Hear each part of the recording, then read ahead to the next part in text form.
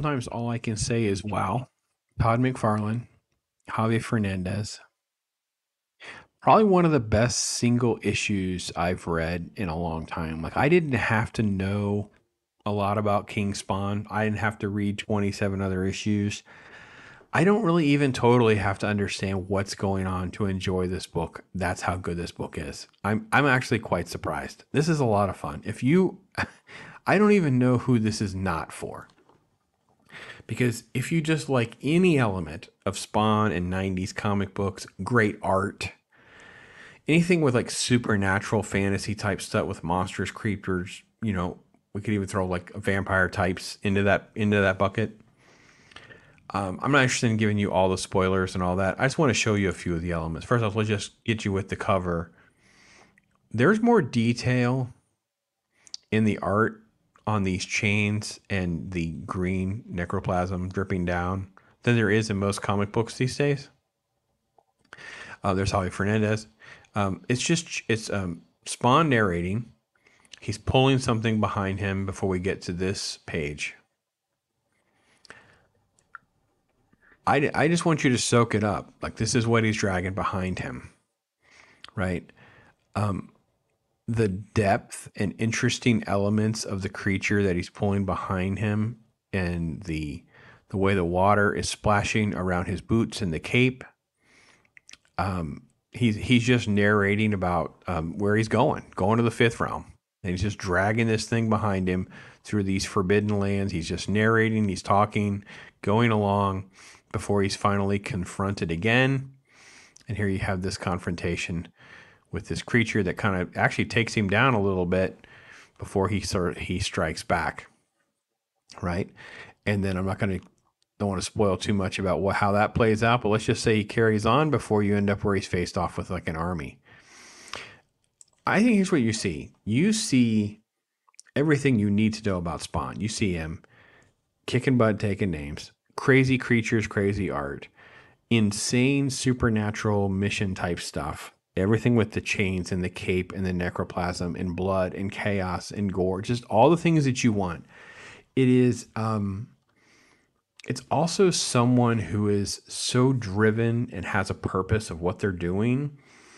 And you're down sort of a rabbit hole with such a narrow lens of what his focus is. And he's just talking you through that. Like, this is what I'm doing. Nothing's getting in my way. Hold on a minute. I got to deal with this guy for a minute. Okay, I'm sorry. I'm back. I'm talking to you now.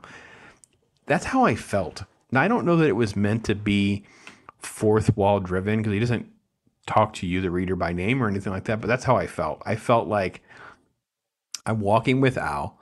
He's narrating this to me. And there was a moment where he's like, okay, hold on, this guy's in my way. Oh, crap, he knocked me down for a minute. He just doesn't realize what he's dealing with. Let me deal with him for a minute, and I'll get back to the story. Then he goes back to the story, starts talking about these guys and what he's doing. It's like, oh, I have to do this in order to pass, and I have to do this to carry on my mission. This is what I have to do. This is how it works. But look at the art.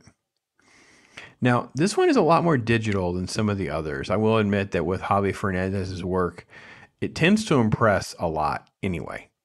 But clearly, there's so much more effort and interest. There's so many effort taken here. It's so many more interesting elements compared to anything that I'm seeing in most other books.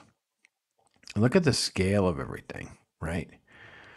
That's just crazy. As the days pass, I wonder if the clown might get to sin and the throne before me. The collision between those two might prevent anyone from stopping their power grab. It's why I will endure, no matter the odds. Look at that. Look how small he is in this very Lord of the Rings-esque scale, with it sort of like sideways like that.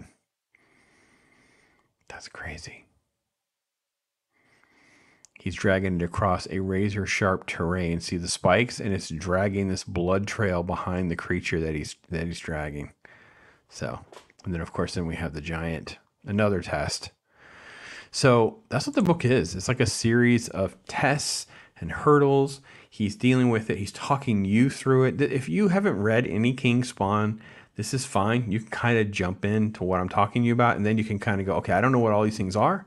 Now you can go down the rabbit hole, read other previous issues, or read old issues, or find the first appearances, whatever you need to do, because He talks you through enough that you can just do it. This is McFarlane's really, really good at this one. This is not the typical sort of weak story at all. I don't know exactly why we changed with our boxes a little bit, where the narration is like this, then the narration is like that. But it's fine. It all works. This is great. Look at the art.